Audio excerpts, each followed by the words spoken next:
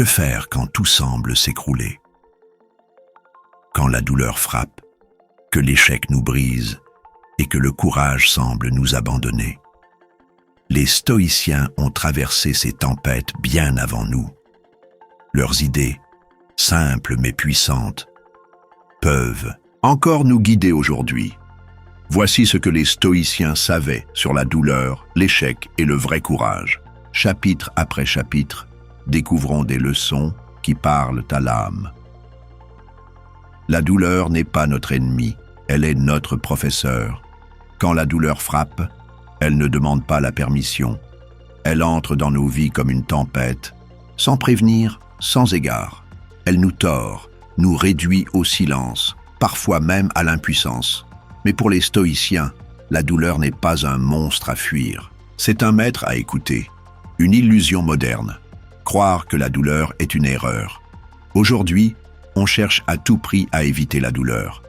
On médicalise la moindre émotion. On fuit la solitude, l'échec, la confrontation. Mais la vie n'a jamais promis le confort. Elle promet le mouvement, le changement et parfois l'épreuve. Les stoïciens, eux, n'ont jamais vu la douleur comme une anomalie. Ils la considéraient comme une partie intégrante de l'expérience humaine. Épictète, par exemple, était esclave. Sa jambe était abîmée à vie. Mais au lieu de se plaindre, il observait, il méditait, il écrivait. N'attends pas que les événements arrivent comme tu le souhaites.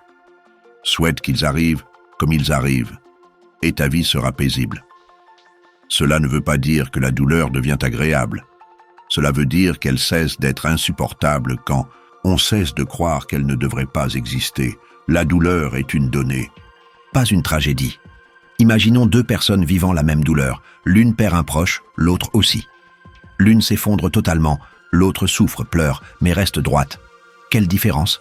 Leur rapport intérieur à la douleur. Marc Aurèle, empereur de Rome, vivait au milieu des deuils, des trahisons, des guerres et des maladies. Mais il écrivait « Si tu es affligé par quelque chose, ce n'est pas la chose elle-même qui te trouble, mais l'idée que tu t'en fais. » Cela ne veut pas dire nier l'émotion. Cela veut dire apprendre à faire la différence entre la douleur et la souffrance. La douleur est physique, parfois brutale. La souffrance est mentale. Elle est souvent une construction, un rajout de l'ego. Et c'est là que réside notre pouvoir, l'invincibilité stoïcienne. Ce qui ne dépend pas de moi ne peut me vaincre. Le stoïcisme repose sur une idée centrale. Il y a des choses qui dépendent de nous, et d'autres qui ne dépendent pas de nous. Ce qui dépend de nous, notre jugement, notre manière de voir les choses, notre réaction. Ce qui ne dépend pas de nous, la météo, les autres, les maladies, les accidents. Tu ressens une douleur, tu ne l'as pas choisie, mais tu peux choisir ce que tu en fais.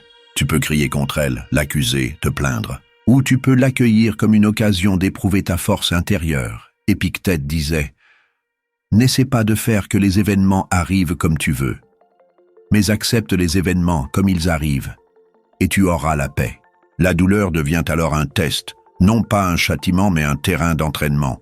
La discipline du regard. Imagine que tu as mal au dos. Tu peux dire « Ce mal me gâche la vie » ou bien « Ce mal m'oblige à ralentir, à écouter mon corps ». L'événement est le même. Le sens change tout. Le stoïcien entraîne son regard. Il apprend à reformuler ce qu'il vit. Non, pour se mentir, mais pour se libérer. Il ne dit pas « j'ai perdu quelque chose ». Il dit « cette chose m'a été retirée par la vie et c'est peut-être pour une raison que j'ignore encore ». Il ne dit pas « pourquoi moi ?» Il dit « pourquoi pas moi ?» De la douleur naît la clarté. Les moments où nous grandissons le plus ne sont pas les moments faciles. Ils viennent dans l'effort, dans la perte, dans le manque. La douleur éveille. Elle nous force à regarder ce qui compte. Elle détruit nos illusions de contrôle. Elle nous ramène à l'essentiel. Sénèque disait « Un homme qui souffre s'il est sage trouve dans son malheur un moyen de se transformer. » La douleur peut réveiller en nous une force dormante, une forme de paix plus profonde, plus vraie. Pas une paix faite d'absence de bruit, mais une paix construite dans le tumulte. Apprendre à rester au lieu de fuir. La société moderne nous apprend à fuir. Fuir les émotions inconfortables. Fuir l'ennui. Fuir la tristesse. Mais le stoïcien reste. Il s'assoit dans la douleur. Il respire. Il l'observe. Il ne dramatise pas. Il ne nie pas. Il ne fuit pas. Il apprend. C'est dans ce calme intérieur, cette sobriété, que naît la vraie résilience. La douleur part, mais l'âme reste. Toutes les douleurs passent, même celles qu'on croit éternelles. Elles laissent des marques, oui. Mais ce qui reste, c'est ce qu'elles ont sculpté en nous. Le stoïcien ne veut pas effacer la douleur. Il veut qu'elle laisse une empreinte digne, une sagesse. Un jour, tu regarderas en arrière et tu verras que ce moment, ce jour où tu as souffert, t'a fait devenir quelqu'un de plus solide, de plus lucide, de plus humble. Conclusion du chapitre. La douleur n'est pas une punition. Elle est un professeur, peut-être le plus exigeant de tous. Si tu choisis de la voir comme un ennemi, tu souffriras 2 fois. Si tu choisis de l'écouter, tu grandiras à chaque instant. Les stoïciens ne disent pas « il ne faut pas souffrir ». Ils disent « souffre avec grandeur, souffre avec clarté, souffre sans perdre ton humanité. Et surtout, souviens-toi que tu as déjà survécu à 1000 douleurs et que celle-ci aussi passera. L'échec n'est pas une chute, mais une direction. L'échec, rien que ce mot peut serrer la gorge. Il évoque la honte, le regret, le jugement des autres. Et pourtant, pour les stoïciens, l'échec n'est ni honteux, ni fatal. Il est même essentiel. Il est une boussole, non pas pour te dire « tu es tombé », mais pour te montrer où aller, et surtout, pour te montrer qui tu es. L'échec, ce miroir impitoyable mais juste. Quand nous échouons, nous sommes forcés de nous regarder en face. Fini les excuses, fini les apparences. L'échec déshabille l'ego. Il montre ce qu'on croyait être et ce qu'on est vraiment. Sénèque écrivait « Ce n'est pas que les choses sont difficiles que nous n'osons pas, c'est parce que nous n'osons pas qu'elles sont difficiles. » L'échec révèle la peur que nous avions, la complaisance dans laquelle nous vivions, les illusions que nous entretenions. Il fait mal, oui, mais il est honnête. Il nous donne une chance à recommencer sans tricher. Le stoïcien face à la chute. Pour le stoïcien, échouer n'est pas se détruire, c'est se reconstruire, différemment, mieux. Il ne mesure pas sa valeur à ses résultats. Il la mesure à son effort, à son intention, à sa droiture intérieure. Épictète disait « Ce n'est pas la réussite qui fait l'homme, c'est la manière dont il agit face à l'épreuve. Tomber fait partie du voyage. Ce qui compte, c'est que fais-tu après la chute? Te plains-tu? T'abandonnes-tu? Blâmes-tu le monde? Ou bien relèves-tu la tête en disant « encore ». Une chance d'apprendre. L'échec comme entraînement à la sagesse. Chaque échec est un entraînement, un exercice de détachement, une opportunité de cultiver la vertu. Tu veux devenir patient? Échoue à gérer ton impatience. Observe. Corrige. Tu veux devenir courageux? Échoue à agir par peur. Relève-toi. Essaie encore. Les stoïciens voyaient l'échec comme une répétition de théâtre. Tu t'es trompé de texte? Très bien. Tu fais mieux au prochain acte. Le stoïcisme n'est pas une philosophie de perfection. C'est une philosophie de progrès et l'échec est l'un de ses outils principaux. L'illusion de la réussite externe. Aujourd'hui, on mesure tout. Argent, statut, abonnés, like, diplôme.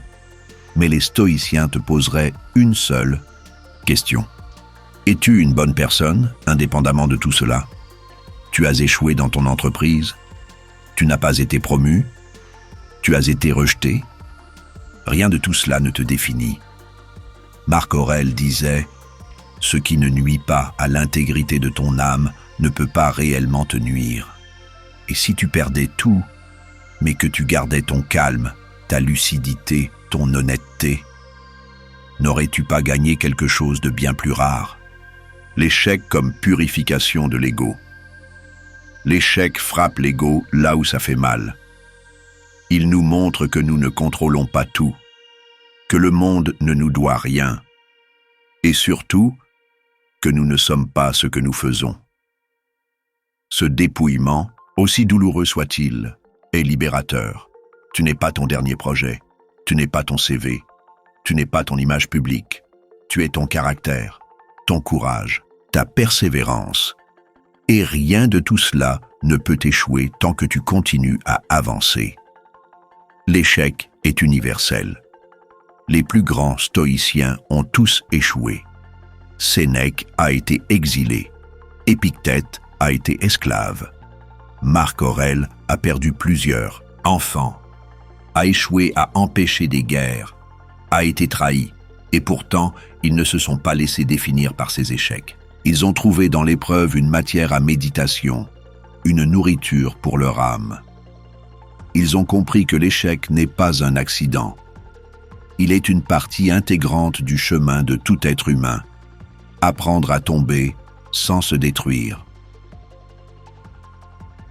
On nous a appris à réussir, pas à échouer. Mais la vie, elle, nous enseigne les deux. Échouer sans sombrer, c'est un art stoïcien. Cela demande de ne pas confondre résultats et valeurs personnelles, de ne pas dramatiser, de voir chaque revers comme un détour, pas une fin, de se souvenir que tout passe. La chute n'est pas l'ennemi, c'est la main invisible qui t'invite à changer de direction. Le pouvoir du recommencement. Le stoïcien ne s'accroche pas à ce qui est mort, il recommence encore et encore. Il ne se définit pas par sa dernière victoire, ni par son dernier échec, il se définit par sa constance. Tu as échoué? Bien. Reprends-toi, redresse-toi, réessaye. Le stoïcien est comme le soleil. Chaque jour, il se lève, même après les nuits les plus noires. L'échec, c'est vivre. Sénèque disait « Celui qui tombe et se relève est bien plus fort que celui qui n'est jamais tombé. Car celui qui échoue, c'est celui qui agit, qui ose, qui tente, qui s'expose. Ne rien faire, c'est confortable. Mais c'est aussi renoncer à vivre pleinement. Le stoïcien choisit de vivre, et il accepte que vivre, c'est parfois perdre, c'est rater, c'est se tromper, mais c'est aussi apprendre, aimer, grandir. Conclusion du chapitre. L'échec n'est pas une honte, c'est un tremplin, un miroir, un chemin. Les stoïciens ne le fuient pas, ils l'étudient, ils l'intègrent, ils s'en nourrissent pour devenir meilleurs. Tu as échoué? Félicitations. Tu es en train de devenir un être humain plus fort, à condition d'ouvrir les yeux et de marcher encore. Comme Marc Aurèle l'écrivait, la vie de l'homme, c'est une guerre et un voyage en terre étrangère. Mais la vertu peut faire de cette guerre une victoire. Le vrai courage, c'est de rester droit, même dans la tempête. Le monde célèbre les exploits visibles, la bravoure sur un champ de bataille, les discours enflammés, les victoires éclatantes. Mais les stoïciens, eux, regardent ailleurs. Ils regardent celui qui, dans le silence, dans l'ombre, dans la difficulté, continue d'agir avec droiture. Pour eux, le courage n'est pas un moment spectaculaire, c'est une attitude, une présence, une fidélité à soi-même, même quand tout pousse à fuir. Le courage n'est pas l'absence de peur. Commençons par une idée fondamentale. Le vrai courage n'est pas de ne pas avoir peur. C'est d'avancer malgré la peur, de faire ce qui est juste, même quand ton ventre se noue. Épictète disait « Tu veux ne pas craindre la mort, apprends à vivre dans le courage. » Cela ne signifie pas devenir insensible. Cela signifie refuser de laisser la peur décider à ta place. La peur peut frapper. mais elle ne doit pas gouverner. La tempête est normale. Rester droit est un choix. Tu ne choisis pas les tempêtes. Tu choisis ta posture au milieu d'elles. Le stoïcien sait qu'il va perdre, souffrir, douter. Mais il a fait un choix intérieur. Rester fidèle à ses valeurs. Il ne cherche pas à gagner tous les combats. Il cherche à ne pas se trahir dans les combats. Marc Aurèle disait « L'homme vertueux se tient droit sans en être contraint. Ce n'est pas la tempête qui te définit, c'est ta manière de rester debout au cœur d'elle. » Le courage du quotidien. On pense souvent que le courage est un acte rare, héroïque, extraordinaire. Mais pour les stoïciens, le vrai courage est quotidien. C'est avoir la force de se lever quand on n'a pas envie, la patience de ne pas répondre à la colère, la clarté de dire non à ce qui corrompt. Il faut du courage pour ne pas suivre la foule, pour dire la vérité quand c'est inconfortable, pour rester sobre dans un monde d'excès. Ce courage-là est invisible, mais il est immense. La grandeur tranquille. Les stoïciens admiraient les êtres simples et droits. Ceux qui, sans bruit, vivent en accord avec leurs principes. Ils n'ont pas besoin d'être vus, félicités, reconnus. Ils trouvent leur paix dans l'acte juste.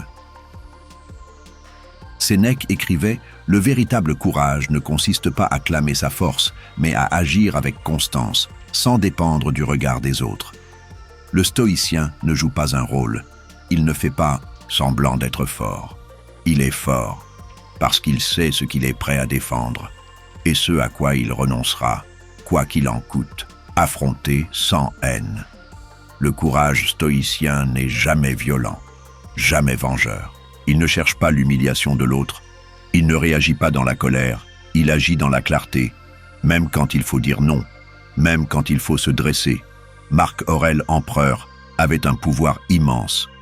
Mais il écrivait « La meilleure vengeance, c'est de ne pas devenir comme ton ennemi. » Le courage, ce n'est pas de frapper plus fort, c'est de ne pas devenir ce qu'on combat. Le courage de vivre selon la nature. Vivre selon la nature, pour les stoïciens, signifie vivre en accord avec la raison, avec l'ordre du monde, avec la vertu. Et cela demande un immense courage, car cela implique de dire non à ce que la société glorifie, la richesse excessive, la célébrité, la domination. Cela demande d'accepter que la vie soit fragile, de regarder la mort en face, de se contenter de peu. Sénèque disait « Ce n'est pas parce que les choses sont difficiles que nous n'osons pas, c'est parce que nous n'osons pas qu'elles sont difficiles.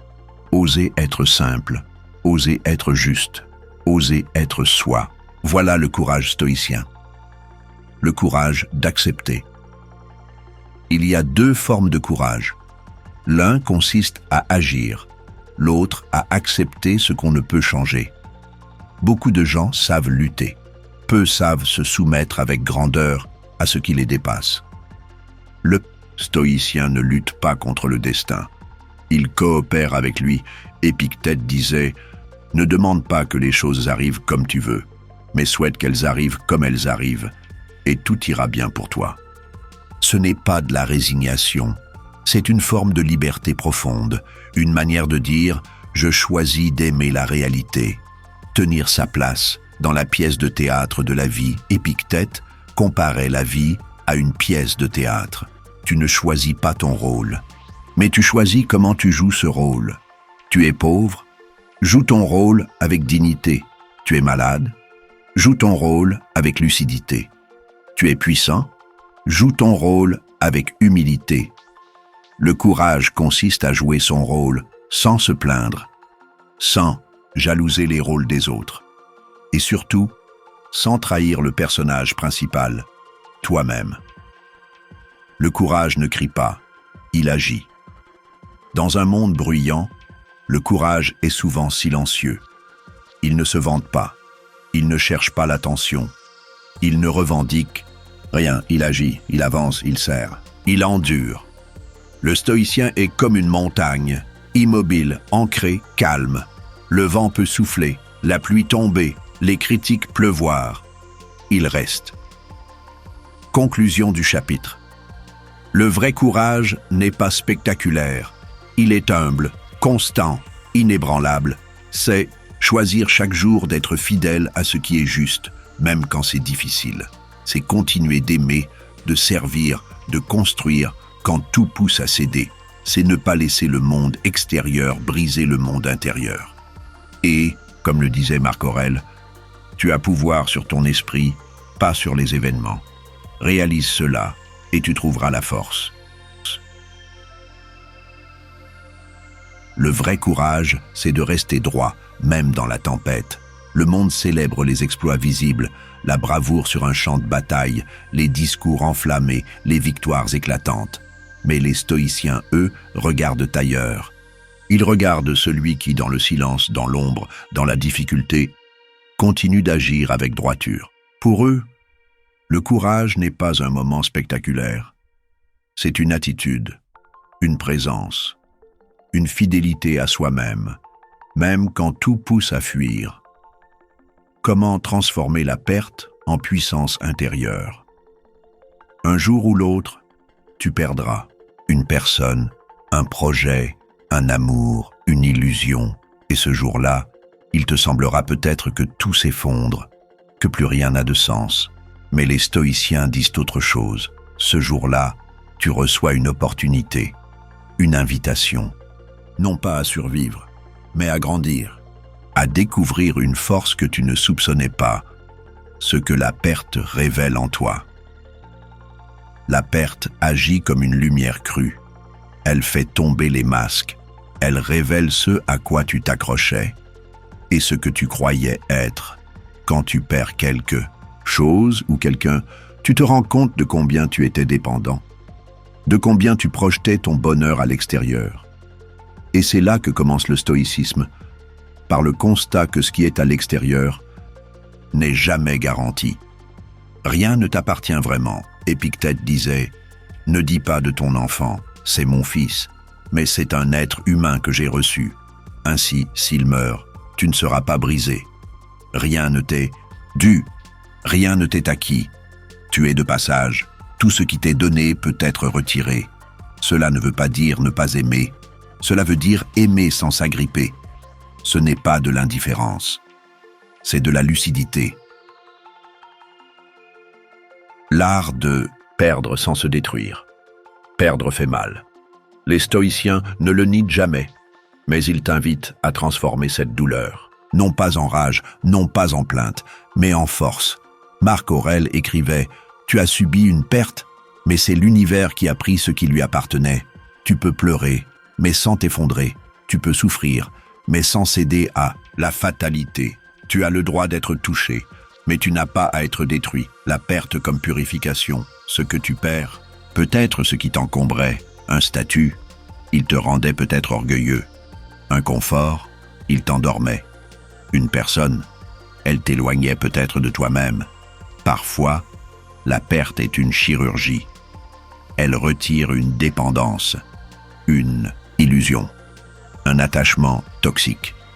Tu ne le vois pas sur le moment. Mais avec le recul, tu comprends. Tu te sens plus léger, plus vrai, plus aligné. L'occasion de revenir à l'essentiel. Quand tu perds, tu reviens à l'essentiel, à ce que tu es, à ce que tu contrôles. Le stoïcien, dans la perte, se pose une question simple. Que me reste-t-il vraiment? Et la réponse est toujours là. Ton jugement, ta volonté, ton caractère. Tu peux toujours choisir. Tu peux toujours dire oui ou non à la vie. Et tant que tu peux faire cela, tu n'as pas tout perdu. Transformer la perte en vertu, chaque perte, est une invitation à cultiver une vertu, perdre un proche, apprendre à aimer sans possessivité, perdre une situation, apprendre à s'adapter, à rebondir, perdre la santé, apprendre la patience, la gratitude, perdre du pouvoir, apprendre l'humilité. Pour les stoïciens, tout ce qui t'arrive est utile, même et surtout ce qui te brise. Sénèque disait « Le feu éprouve l'or, L'épreuve éprouve l'homme, ce que personne ne peut enlever. La perte nous fait souvent croire que nous sommes diminués. Mais ce que les stoïciens répètent inlassablement, c'est ceci. Il y a des choses que rien ni personne ne peut enlever. Ta capacité à réfléchir, ton intégrité, ta décision intérieure, même dans une prison, même dans la maladie. Tu peux rester libre à l'intérieur. Épictète, qui était esclave, disait « Tu peux m'enchaîner le corps, mais pas l'âme. Devenir plus fort que l'événement. Il ne s'agit pas de nier la douleur, mais de devenir plus grand qu'elle. » Le stoïcien ne cherche pas à tout contrôler. Il cherche à se rendre digne de tout ce qui peut lui arriver. Quand tu perds, tu es invité à te dépasser. Pas pour prouver quelque chose, mais pour te transformer. L'épreuve ne te forge pas, elle te révèle. L'épreuve comme terreau d'une puissance nouvelle. Regarde les grands esprits de l'histoire. Tous ont traversé la perte, et tous en ont tiré une lumière. Pourquoi ? Parce qu'ils ont refusé de devenir amers. Ils ont choisi de devenir profonds. La perte les a rendus plus vrais, plus attentifs, moins arrogants, moins distraits. Ils ont trouvé, au fond de la perte, une forme de paix. Conclusion du chapitre. Ce que tu perds n'est pas forcément une fin. C'est peut-être un commencement, un dépouillement, un retour à toi, un retour à l'essentiel. La perte, pour les stoïciens, est une invitation à la grandeur. Non pas la grandeur extérieure, mais la grandeur invisible de l'âme. Et cette grandeur, personne ne peut te la voler. Elle se cultive dans le silence, dans l'acceptation, dans le choix de rester digne. Comme le disait Marc Aurèle, ce qui trouble les hommes, ce ne sont pas les choses, mais les jugements qu'ils portent sur les choses. Tu peux transformer une perte en force, un manque en clarté, une douleur en maturité. Cela demande du temps, mais surtout une décision. Vivre sans peur, aimer sans dépendre, mourir sans regret. Le stoïcisme n'est pas une théorie abstraite. C'est un art de vivre, une manière d'être dans le monde, une manière de marcher chaque jour avec courage, lucidité et amour, sans peur, sans attachement destructeur, sans illusion, et surtout, sans regret. Vivre sans peur. La peur est partout. Peur de perdre, peur de souffrir, peur de ne pas être aimé, peur de ne pas être assez. Mais les stoïciens nous rappellent, ceci, ce que tu crains le plus n'est pas toujours ce qui te menace. Ce qui te menace vraiment, c'est de laisser la peur te dicter ta vie. Marc Aurèle écrivait « Ne laisse pas l'avenir te troubler. Tu y arriveras, comme tu l'as toujours fait, avec la même force que tu as aujourd'hui. » La peur naît de l'illusion de contrôle. La peur vient souvent du fantasme de pouvoir tout prévoir, tout garantir. Mais rien n'est totalement entre tes mains. Tu peux tomber malade, perdre un proche, voir un projet s'effondrer. La peur vient de l'idée que tu pourrais l'éviter. Les stoïciens, eux, t'invitent à voir la réalité. Tu ne contrôles pas les événements, mais tu contrôles ton esprit, et ce changement de perspective transforme tout. Préparer son esprit, non le monde. Au lieu de vouloir changer le monde pour ne plus avoir peur, prépare-toi à vivre dans un monde incertain. Épictète disait « Ce ne sont pas les choses qui troublent les hommes, mais l'opinion qu'ils en ont. » Prépare ton esprit à l'imprévisible. Prépare ton cœur à traverser les pertes. Prépare ton âme à rester droite, même quand tout vacille. Et tu verras que la peur diminue. Pas parce que le monde devient plus sûr, mais parce que toi, tu deviens plus stable. Aimer sans dépendre. Aimer est un risque. Aimer, c'est s'ouvrir à la perte, à la douleur, à l'attente, à la vulnérabilité. Mais les stoïciens ne disent pas « n'aime pas ». Ils disent « aime pleinement », mais aime librement. Aimer sans dépendre, c'est aimer sans possession, sans fusion, sans exiger que l'autre comble tes vides. C'est aimer comme un don, non comme un besoin. L'amour stoïcien est lucide. Sénèque écrivait « Aime ton ami comme s'il devait un jour devenir ton ennemi ».